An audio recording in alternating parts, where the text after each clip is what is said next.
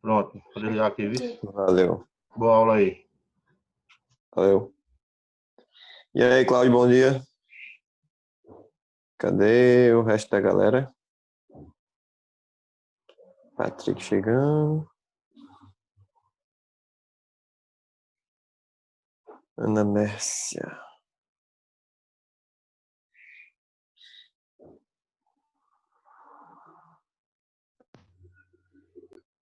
Parece que hoje todo mundo tirou o dia para dormir, não foi?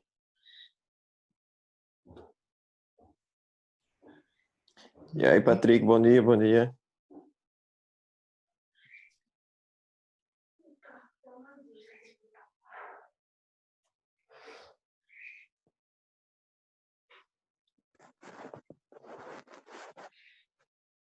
Bom dia, Dolores.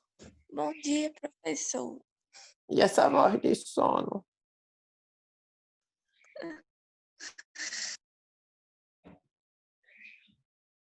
Vixe Maria, cadê todo mundo, hein? Parece que eu tenho que fazer igual eu faço toda semana, acordar, assim que acordar começa, bora, bom dia, para ver se a galera aparece. Quando a gente dá susto em vocês, não dá certo, não. Bia Nunes. Raliafiani. Bom dia, Mary. Bom dia, Halia. Bom dia, Bia. Bom dia. Esse bom dia com sono.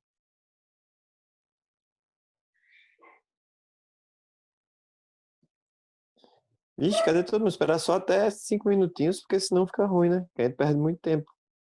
O bicho limitar a 40 minutos. Só relembrando aí, na aula passada a gente começou o sistema reprodutor, não foi isso, humano? E a gente falou dos tipos de reprodução, reprodução sexuada, reprodução assexuada, não foi isso? Qual era a vantagem e a desvantagem de cada um dos processos? Tá? Quais eram os tipos de reprodução, foi isso?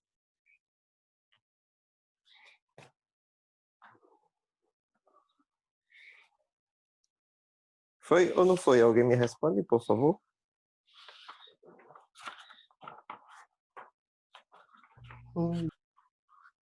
Pronto, a gente chegou a entrar no processo de reprodução masculino, feminino, sistema reprodutor. Acho que a gente vai falar sobre feminino agora. Pronto, a gente finalizou o masculino, não é isso? Sim. Pronto, era isso que eu estava indo. Ana Messi coloca no bate-papo. Pode ligar o microfone e falar, meu amor. Pronto, beleza. A gente viu os tipos de reprodução, né? Reprodução sexuada, assexuada, a gente viu quais eram as vantagens e as desvantagens de cada processo, não é isso? A questão da variabilidade genética que é gerada a partir da reprodução sexuada. E aí a gente começou a trabalhar o aparelho reprodutor masculino e feminino, tá? Começamos a falar do aparelho reprodutor masculino, tá? Vimos quais são os órgãos e qual a função desempenhada por cada um deles, é isso? E hoje nós vamos dar continuidade falando do aparelho reprodutor feminino ou do sistema reprodutor feminino, tá? Então, o sistema reprodutor feminino, ele acaba sendo mais simples de se compreender porque tem menos órgãos, mas ele é mais complexo no que diz respeito à sua funcionalidade, tá? Visto que quando ocorre o processo gestacional, no sistema reprodutor feminino, é onde se dá efetivamente esse processo de desenvolvimento, esse processo de... a gente vai ver desde a fecundação, implantação, desenvolvimento embrionário, tudo se dá no interior do organismo feminino, tá? O sistema reprodutor masculino basicamente só vai produzir o gameta. Depois disso, só, acabou-se. Tá? Gameta chegou, sistema reprodutor masculino não interfere mais em nada no que diz respeito à formação do novo indivíduo. Só que o sistema reprodutor feminino, tá? Ele acaba tendo essa função, digamos assim, que é um pouco mais relevante dentro do processo reprodutivo. Tanto que eu acho que eu falei para vocês, se eu não me engano, que eu falei para vocês sobre o interesse das fêmeas em relação à reprodução. Lembra que eu falei? Que as fêmeas eram interesseiras, que elas iam escolher. Lógico, elas são interesseiras pelo fato de escolherem indivíduos com melhores características para que essas características sejam passadas para os descendentes e, consequentemente, haja mais probabilidade de sobrevivência. Então, isso aí é um fator até mesmo evolutivo, tá? Então, a gente está com 11 pessoas aí. Alguém fica de olho Alguém fica de olho na sala de espera, por favor, certo? Para que a gente possa ir deixando entrar os que forem chegando atrasados, ok? Aí só liga o microfone e me avisa. Pronto. Então, dando continuidade à parte do sistema reprodutor, tá? Então, o sistema reprodutor masculino a gente viu semana passada, a gente vai ver agora o sistema reprodutor feminino. Sim, a gente não falou, e eu até esqueci de falar, sobre a questão dos caracteres sexuais, certo? Então, na aula relacionada a hormônios, tá? Quando a gente estava vendo sistema endócrino, a gente viu que existem os chamados hormônios sexuais. E esses hormônios sexuais, eles geram o aparecimento de caracteres sexuais secundários, tanto masculinizantes quanto feminilizantes. Alguns desses caracteres, eles podem ser visíveis. Outros são caracteres mais internos. Tá? Por exemplo, o aparecimento de pelos no rosto do homem, ao longo do corpo inteiro, na região pubiana. Tá? O aumento do tamanho do pênis, o desenvolvimento do testículo, o ganho de massa muscular, adensamento da prega vocal, tudo isso acontece em um período chamado de puberdade, que é justamente quando ocorre um aumento nos níveis de testosterona no organismo do menino. Tá? E aí ele passa por um processo de maturação, saindo daquele corpo infantilizado, passando para um corpo mais adulto. Do mesmo jeito nas mulheres, tá? Durante o processo de desenvolvimento e amadurecimento sexual, e na mulher mais marcante porque a mulher ela tem um start, digamos assim, ela tem um ponto de partida no que diz respeito ao processo de amadurecimento sexual, que é justamente quando acontece a primeira menstruação, que é chamada de menarca. Tá? Então, a menarca, ela sinaliza o início da vida reprodutiva de uma fêmea de qualquer espécie, no caso das mulheres, das meninas. Então, a partir dali, já está acontecendo a produção de óvulos e, consequentemente, já pode ocorrer fecundação. Tá? Então, após a menarca, a menina ela passa de um corpo infantilizado e passa a ter esse processo de amadurecimento dos seus caracteres sexuais. Tá? Então, um deles, tá? O quadril alarga, a cintura fina, desenvolvimento de mamas, tá? Desenvolvimento dos pelos pubianos e internamente o crescimento do útero, o aumento do tamanho do útero, bem como a maturação dos ovários, tá? Que vai ficar maior e vai ficar mais ativo, digamos assim, no que diz respeito à produção de gametas. Tá? Então, basicamente, esses são os caracteres sexuais que definem os indivíduos do gênero masculino e feminino. Certo? Então, um plano base de organização dos sistemas reprodutores como um todo, certo? São as gônadas, glândulas anexas, vias condutoras e órgão de cópula. Tá? No homem, a gente viu que as gônadas são os testículos, glândulas anexas, a gente viu que tem a glândula bulboretal, a vesícula seminal e a próstata, certo? As vias condutoras, a gente viu o ducto deferente, a gente viu o canal ejaculatório e a uretra, que faz parte também no sistema reprodutor masculino. Tá? E o órgão de cópula, que no caso do homem, é o pênis. Tá? E a gente viu o corpo cavernoso, o corpo esponjoso, a glande, como cada um deles atua no processo reprodutivo. Tá? E aí isso a gente vai ver agora também, certo? No sistema reprodutor feminino. Tá?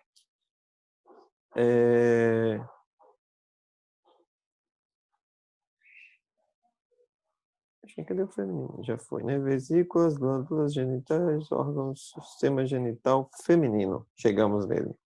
Tá? Então, a função do sistema genital feminino, tá? Fornecer gametas femininos e hormônios, tá? Isso aí vai estar associado ao ovário, tá? O ovário ele vai produzir a progesterona e o estrogênio, que são os hormônios ovarianos, e estes, por sua vez, vão atuar no processo ou de regulação da ovulação ou no processo gestacional, tá? A cópula que vai ser feita a partir da cavidade vaginal, condução do óvulo que vai se dar pelas tubas uterinas, que em livros mais antigos vocês podem achar o nomezinho de trompa de falópio, tá? É onde ocorre a fertilização. Então, nossa fertilização é interna, tá? E especificamente no interior do corpo da fêmea da nossa espécie, tá? Manter e alojar o feto. Eu não diria não só manter e alojar, mas quando ele fala manter também, manter no sentido de nutrir, de trocas gasosas, enfim. Então, é no organismo feminino que ocorre a maior demanda. Oi, amor, já estou indo lá para entrar, né? O povo chegando atrasado. Eu vou deixar só Caia e Ana Clara, não vou botar a Bruna, não.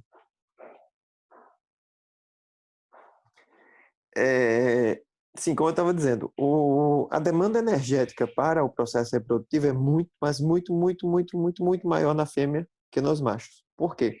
Se fosse só para a produção de gametas, ia ser igual para todo mundo. Sendo que, além da produção de gametas, o organismo feminino vai passar pelo processo gestacional, tá? Então, é um investimento de tempo, é um investimento... Oi. Tem gente pintar. Tem mais não, eu estou aqui na sala de espera. Quem era a Rádia que estava pedindo? Era Aninha e Bruna.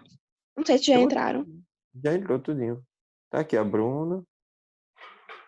Isa, agora é Isa que chegou. Certo. Poxa, eu tô querendo admitir Isa e não tá admitindo.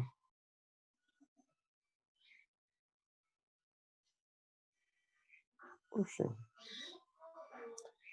Não entendi. Eu acho que Isa tentou entrar e não entrou. Deixa eu voltar lá para o negócio.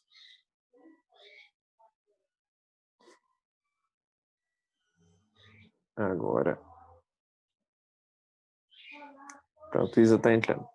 Sim, aí como eu estava dizendo, o processo gestacional em si, para todas as fêmeas, é bem dispendioso. Por quê? Porque tudo que o feto precisa, ele vai retirar do corpo materno. Aí eu volto aquilo que eu falei na semana passada, quando a gente estava falando sobre reprodução sexuada e assexuada. Tá? Por que que as fêmeas ela têm um interesse reprodutivo? Porque ela vai ter uma demanda de tempo, uma demanda energética, o processo gestacional. Depois do processo gestacional, se falarmos de fêmeas de mamíferos, ela ainda vai passar pelo processo de lactação, vai ter que ficar com o filhote, vai ter que cuidar do filhote, ensinar o filhote até que ele fique independente. Então, isso para uma fêmea, certo? É um investimento de tempo e de energia muito alto. Por isso que existem essas preferências de reprodução. Tá? Os indivíduos que apresentarem melhores características, os machos que forem mais bem-sucedidos, aqueles que forem mais inteligentes, ou os mais fortes, ou os mais agressivos, enfim. Vai depender do tipo de animal que a gente vai levando em consideração, ele vai ter um certo privilégio reprodutivo. Então, ele vai ter mais fêmeas à sua disposição para poder realizar o processo de reprodução, tá? A expulsão no parto, né? Que é uma coisa maravilhosa. Então, parto, todo mundo faz aquela coisa maravilhosa de romantizar o parto, romantizar a gravidez. Ah, é muito lindo, estou gerando uma vida. É lindo, é massa demais, é perpetuação da espécie. Mas romantizar, não bota isso na cabeça não, viu, meninas? Pelo amor de Deus. Dói, incomoda. Quando ele começa a crescer, tua coluna começa a entortar. E aí começa a comprimir teus órgãos internos, principalmente os órgãos digestórios, tu fica constipada, começa a comprimir a bexiga, tu começa a ter incontinência urinária, depois do sétimo mês em diante já está num tamanho que já incomoda até mesmo para dormir, se tu fica dormindo de bruços, dói, se tu vira para cima, fica sem ar, sem contar que o menino dá cada chute que parece estar batendo nos pênaltis, né? Então, muita gente romantiza a gestação, uma vida e não sei o que, romantiza o parto natural. Ah, o parto natural, porque é melhor para a criança. Beleza, que é melhor para a criança, isso aí é indiscutível. Tá? É melhor até para a própria mãe, porque após o parto já pode amamentar, ficar com a criança, se sentir bem, pode ir para casa, né? Só que eu não acho muito natural você arrancar uma melancia de um buraco onde passa um limão, né? É aí onde está. Então, dói bastante. Eu estava falando com alguém, não lembro com quem, sobre a ocitocina, tá? Que é o hormônio que atua na contração da musculatura uterina. Não lembro quem foi que falou comigo, que até falou no privado. Disse, professor, a ocitocina, então a gente debateu legal sobre a ocitocina, falando. E aí, com a liberação da ocitocina, ocorre a contração das paredes uterinas e a expulsão, né, do feto durante o parto. E após isso, logicamente, também, né, vai ter a questão do desenvolvimento durante o processo gestacional propriamente dito. Ocorre o desenvolvimento, o aumento do número, na realidade, de glândulas mamárias e também o processo de lactação, tá? Porque as glândulas mamárias estarem desenvolvidas não necessariamente quer dizer que elas estão em atividade, tá? Então, elas se desenvolvem, tá, por meio de hormônios hipofisários e a lactação, tá, se dá por meio da secreção da ocitocina, tá? Então, eu tenho dois hormônios que agem aí, tá? O primeiro é a prolactina, porque a prolactina ela é produzida na hipófise e vai atuar fazendo com que haja o aumento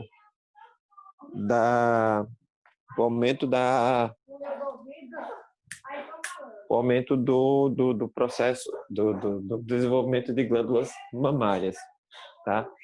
E a ocitocina ela vai atuar fazendo com que as glândulas mamárias entrem em atividade, ou seja, as glândulas mamárias elas só um momentinho aqui, viu, gente?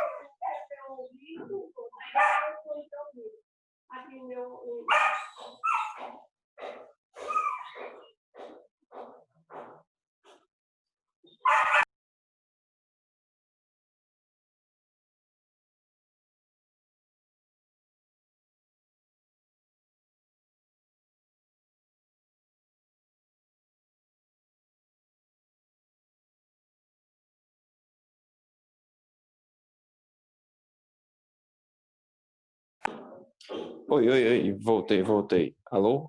Estão me escutando? Estão me escutando? Alô? Alguém liga o microfone? Estão me escutando?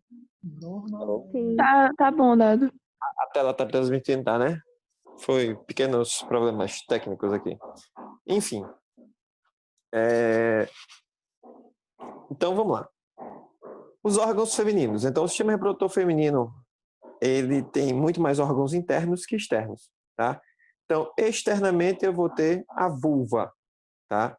Ou o pudendo feminino, também assim chamado.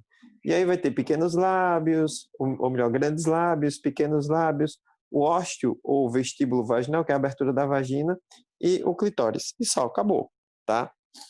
Internamente eu vou ter os ovários, as tubas uterinas, o útero, a vagina, e ainda entre o útero e a vagina, uma estrutura de transição chamada de colo uterino, tá? E aí esses órgãos, eles atuam em todos aqueles processos que a gente citou anteriormente, tá? Então, o sistema genital feminino ele é caracteristicamente mais interno do que o sistema genital masculino, tá? Então, tá aí o aparelho reprodutor feminino, a parte externa e a parte interna, tá? Então, pelos pubianos é comum nos dois, porque esse osso que nós temos ligeiramente acima dos órgãos reprodutores é chamado de osso da pubis, tá? E o pelo que cresce sobre eles é chamado de pelos pubianos.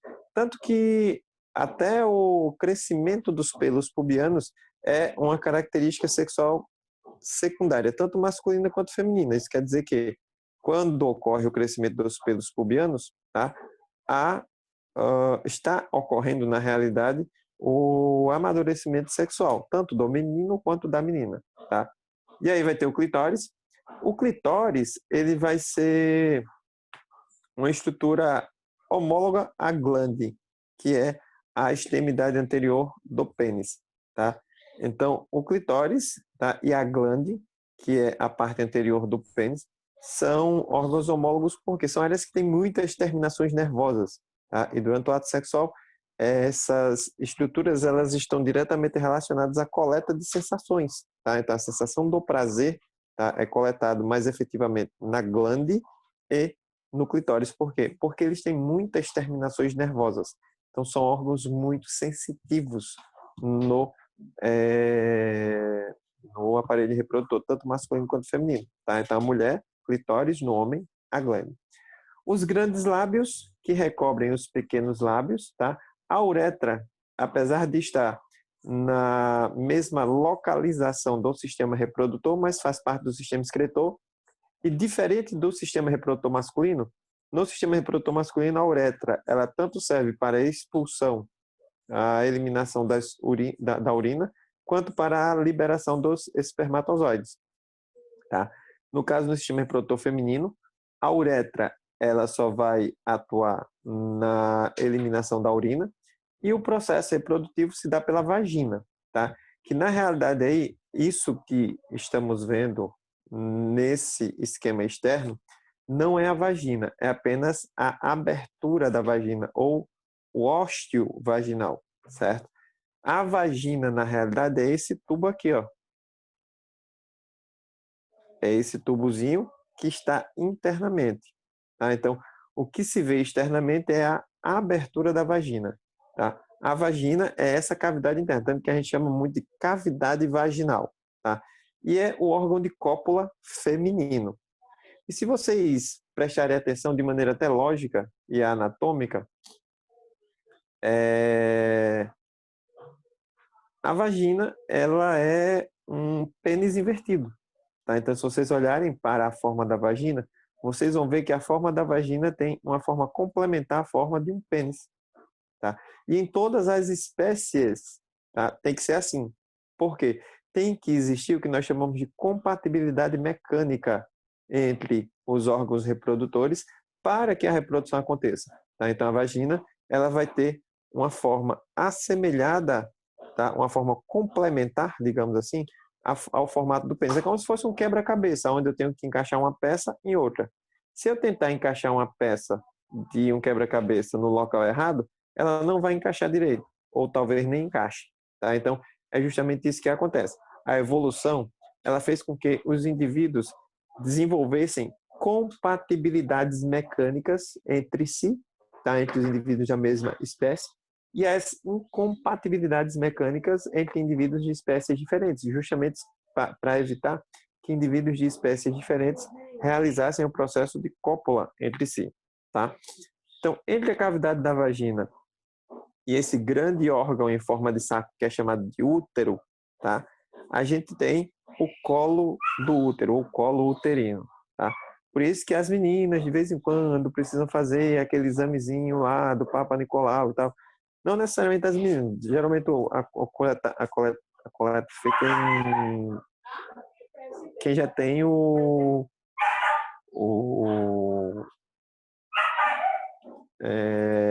a vida sexual ativa, tá? Mas o colo uterino, ele pode ser acometido por bactérias, por vírus que vão começar a causar pequenas feridas que podem evoluir para feridas. Sim, já estou indo lá, os atrasados, né? Rádio saiu e voltou. Arthur e Eduardo. E aí o que acontece? Um dos cânceres mais comuns e que mais acometem mulheres é o câncer do colo uterino, tá? E aí é necessário fazer sempre exames com o médico ginecologista, uma ginecologista, sei lá, tá? Para que sempre faça o acompanhamento, porque quanto mais precocidade você conseguir detectar algum tipo de anomalia, mais facilmente você vai tratar aquilo ali, certo? E como eu havia falado anteriormente, como o aparelho reprodutor feminino é caracteristicamente mais interno, tá? Então fica mais difícil de detectar algum tipo de anormalidade. Por isso que tem que se fazer aqueles examezinhos de rotina, certo? Em relação a esse grande órgão aqui, ó, certo? É o útero, tá? E a membrana ou a parede do útero é chamada de endométrio. existe uma doença que essa parede, ela fica alargando do nada, ela fica mais espessa, ela fica como se estivesse inflamada, tá? E essa inflamação da parede do útero, que é chamada de endométrio, recebe o nome de endometriose, tá? Que é justamente essa inflamação que gera... Quem tem endometriose, né? Não sei se alguém tem, mas dizem que é uma dor insuportável, é como se você tivesse em trabalho de parto constantemente, imagina aí, né? Então, nessa hora, nós meninos, a gente só pode dizer um negócio: Deus, obrigado por nascer homem, né? E não precisar passar por isso. Daí eu tenho, aqui ele colocou a nomenclatura mais antiga, trompa de falópio, mas o nome mais usual hoje em dia é chamado de tuba uterina, certo? Então, saindo do útero, eu tenho um par de tubas uterinas, cada uma das quais se voltadas para um dos ovários, tá? Então, no sistema reprodutor feminino interno, eu tenho um par de ovários, um par de tubas uterinas ou trompas de falópio, tanto faz, certo? O útero, o colo do útero, que é a área de transição entre o útero e a vagina, tá? E a cavidade vaginal. E externamente eu vou ter a pubis, certo? Que é o osso que recobre e protege tanto o sistema reprodutor masculino quanto o feminino, tá?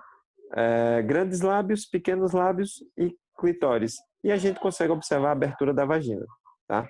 Então, basicamente essa é a organização interna e externa do aparelho reprodutor feminino.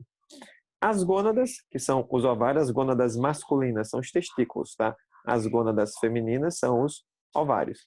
As gônadas, órgão em forma de amêndoa, então ele tem como se fosse uma, parece com nozes, sei lá, tá dentro da cavidade abdominal, e aí é onde são formados os gametas, os óvulos, e é onde ocorre a produção dos hormônios sexuais femininos, tá? Que seria o estrogênio e a progesterona, nada que a gente já não tenha dito anteriormente. As vias genitais femininas são as tubas uterinas, tá? Então, as tubas uterinas, viu que no esquema lá tinha trompa de falópio e aqui ele já usou o termo de tuba uterina, certo? Então, é mais comum hoje em dia, e é o termo mais atual, digamos assim, o termo tuba uterina, tá?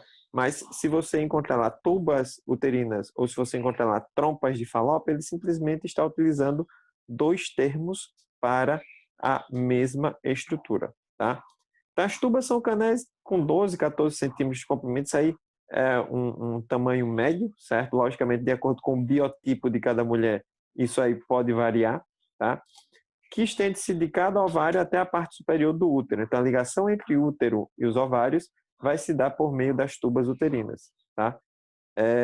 Inicia-se por uma porção em forma de funil, tá? Se vocês prestarem atenção aqui, ele tem uma área mais alargada e depois vai ficando mais fininha até que chegue ao útero. Isso para quê? Para ficar mais fácil coletar o óvulo quando este sair do ovário, tá? Inicia-se por uma porção em forma de funil, que é chamada de pavilhão, que envolve parcialmente o ovário. E aí, a partir do pavilhão, ele coleta, a tuba uterina coleta o óvulo e vai conduzi-lo até o útero. Um erro muito comum e muito frequente, dizer que a fecundação ocorre no útero. Não. A fecundação ocorre na tuba uterina, tá? No útero vai acontecer o desenvolvimento embrionário. Então, preste atenção. Quando ocorre a fecundação, os espermatozoides estão chegando na porção anterior das tubas uterinas. Eles estão chegando pertinho do pavilhão, tá? Então, disse que a fecundação se dá no terço anterior da tuba uterina. Então, se você pegar essa tuba aí e dividir em 3 partes, suponhamos que essa tuba uterina tenha 12 centímetros, por exemplo. Se você dividir em 3 partes iguais, serão 3 partes de 4 centímetros. Isso quer dizer que a fecundação, ela se dá no terço anterior, ou seja, o espermatozoide tem que migrar 8 centímetros, tá? E nos 4 últimos centímetros ele vai encontrar o óvulo lá, certo? As vias genitais, especificamente agora o útero, tá? É um órgão musculoso e oco revestido por uma membrana mucosa chamada de endométrio, e a gente falou ainda há pouco sobre o endométrio, sobre a endometriose, enfim, tá? É possível distinguir duas partes, tá? a superior ou o corpo do útero, tá? Mais volumosa e maior, que é onde as tubas uterinas elas têm a ligação, e a parte inferior, que tem o colo e o cérvix, tá? Que é basicamente a área de transição entre o útero e a vagina, certo? E aí, dá para a gente ver aqui, por exemplo, ó, o fundo, o corpo, que é essa parte mais central, no fundo e no corpo uterino é aonde espera-se que ocorra a implantação do embrião para o desenvolvimento embrionário, tá? Se ocorre a implantação, por exemplo, na tuba uterina, é uma gravidez que precisa ser interrompida, que é a gravidez tubária, tá? E se acontece lá embaixo, lá no istmo, tá? Que é justamente o cérvix, próximo ao colo, é uma gravidez de altíssimo risco, que é um tipo de gravidez até que, se a mulher quiser levar adiante, ela vai ter que passar os 9 meses e 15 dias em cima de uma cama. Porque como o embrião ele foi implantado muito embaixo, tá? Ele não tem sustentação. E aí, se ela fica em pé, a própria ação da gravidade pode fazer com que haja o descolamento da placenta, o descolamento do embrião e um processo de aborto espontâneo, certo? Então, até aí, alguma dúvida? Dúvidas? Duvidinhas? Se alguém tiver dúvida, liga o Nenhum. microfone, dá um grito aí. Tô com dúvida, né? Em relação às vias genitais, a vagina, tá? Então, o canal que tem de 8 a 10 centímetros de comprimento, como eu disse, esses são valores, tá? O tamanho da tuba uterina, o tamanho do canal vaginal, tudo isso vai de acordo com o biotipo de cada pessoa, tá? Tem paredes elásticas que ligam o colo do útero aos genitais externos, ou seja, pequenos lábios, grandes lábios e abertura vaginal, tá? Contém de cada lado de sua abertura, porém internamente, as glândulas de Bartolini, tá? Ou glândulas de Bartolin, tanto faz. E essas glândulas, elas atuam como uma espécie de... elas liberam, na realidade, uma espécie de lubrificante natural, tá? Então, durante o ato sexual, para não acontecer o atrito entre o pênis e a parede da vagina, é produzido esse muco, é produzido essa substância, que é uma substância lubrificante, tá? E aí vai evitar que haja algum tipo de dano, tanto ao aparelho reprodutor masculino quanto ao aparelho reprodutor feminino durante o ato sexual, tá? A entrada da vagina é protegida por uma membrana circular, que é o ímen, tá? O ímen ele fecha parcialmente o orifício da abertura vaginal. E aí tem aquela velha história que diz: o ímen é o que define se a mulher ela é virgem ou não, certo? Errado, tá? Por quê? Porque podemos ter dois tipos de ímens que assim fogem da normalidade.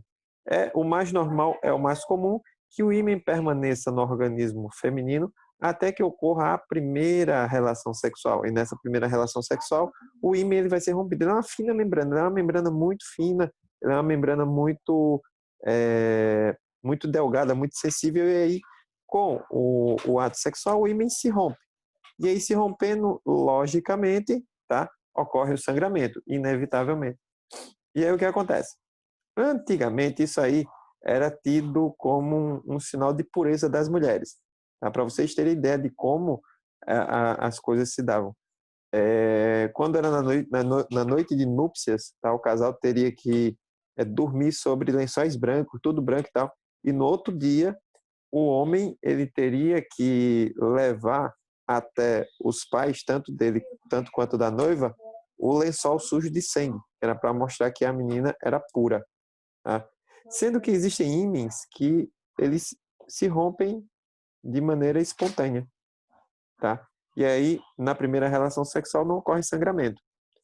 Se isso acontecesse antigamente, hoje não mais porque se tem acesso a essa informação, mas se isso acontecesse naquela época, no dia seguinte, ao invés de trazer os lençóis cheios de sangue para mostrar aos pais do cara e da noiva, o cara trazia a mulher e entregava aos pais de volta, porque não estava sujo de sangue o lençol. Então imagina aí, né, como era. Do mesmo jeito que também existe o chamado ímen elástico, tá? Que é o ímen que não se rompe. E aí acaba sendo um pouquinho como eu poderia dizer, incômodo até para as mulheres, porque o ímen elástico, ele vai se distender, vai se dilatar, e após a relação sexual ele vai gradativamente voltando ao lugar. Então, é como se todas as vezes que a mulher fosse ter uma relação sexual fosse a primeira vez. E aí dói pra caramba, porque o ímen, ele vai esticar e aí vai dar uma sensação de dor, né, durante o processo durante o ato sexual. E aí, esse tipo de ímen aí, eles precisam ser removidos cirurgicamente, tá? Porque ele naturalmente ele não vai se romper. Então, para vocês terem ideia de como, né, uma membranazinha, ela tem um contexto histórico. Aí, se você pegar aí nossa sociedade há muito tempo, e até muita gente leva em consideração isso hoje em dia, né? Sangrou, não sangrou, enfim. Então, aí tá mostrando, ó, o ímen, tá vendo aqui, ó, que é uma pequena membranazinha que fica no meio, certo? Da abertura vaginal, tá? Aí a cavidade vaginal é o ósteo ou a abertura vaginal, tá? Os órgãos genitais externos, e aí já estamos acabando e o tempo também, tá? Nós temos as pregas cutâneas, são chamadas de lábios, tá? Então, eu tenho os lábios maiores, eu tenho os lábios menores, tá? Os lábios maiores, eles envolvem todo o aparelho genital feminino externo, tá? Que é o que a gente chama de vulva ou genitália externa. Daí, internamente, eu tenho os lábios menores, que vão fechar a abertura da vagina. E ainda, eu vou ter o clitóris, que eu falei anteriormente. Ele tem grande sensibilidade, certo? É uma área de coleta de estímulos e sensações, tá? E ele é formado por um corpo esponjoso, tá? O clitóris, ele é uma estrutura que se aparenta muito com o pênis no que diz respeito ao seu aumento de tamanho, tá? Durante a relação sexual, durante um processo de excitação sexual, o clitóris ele vai aumentar ligeiramente de tamanho, tá? Não é que vai ficar, virou um pinto, não, não vai, certo? Mas ele vai aumentar um pouquinho de tamanho, por quê? Porque ele é formado por um tecido esponjoso, semelhante ao tecido esponjoso do pênis. Mas o seu tamanho é muito diminuto. Então, ele vai ter um ligeiro aumento, um aumento sensível, um aumento bem pequeno, tá? E a função desse órgão, basicamente, é a de coletar sensações durante o ato sexual, certo? E o orifício genital, que é a abertura da vagina, tá? É justamente por onde ocorre o processo de cópula, tá? Então, o orifício no qual ocorre o processo da cópula, tá? Em relação às mamas, a gente vai ver um pouquinho adiante, tá? Vamos ficando só por aqui nos aparelhos genitais ou aparelhos reprodutivos, porque quando a gente vai vendo desenvolvimento embrionário, daí a gente vai ver essa questão das mamas, como as mamas elas se desenvolvem, como que as mamas... voltei aqui, pronto. Como que as mamas atuam no processo de reprodução, ou como elas reagem ao processo de reprodução, certo? Então, tudo isso a gente vai ver nas aulas subsequentes, ok? Então, por hoje a gente vai ficando por aqui, certo? Próxima semana a gente dá continuidade e a gente vai ver, a gente já viu, na realidade, o sistema reprodutor masculino, a gente já viu o sistema reprodutor feminino, e agora a gente vai ver os dois sistemas se unindo para o processo de reprodução, tá? Então, próxima aula a gente já vai começar no contexto de reprodução e desenvolvimento embrionário, beleza? Então, por hoje nós vamos ficando por aqui, até porque nós temos um minutinho só, tá? Beijo a todos. Ó, esqueci de mostrar como meu cabelo tá lisinho, ó. Altamente sem frizz, tá? Então, próxima semana a gente se encontra de novo. Valeu vocês, beijo a todos e até a próxima semana. Tchau, Valeu. professor. Tchau, meu anjo. Tchau, tchau, beijo. Tchau, tchau, Dolores. Valeu. Valeu, irmã.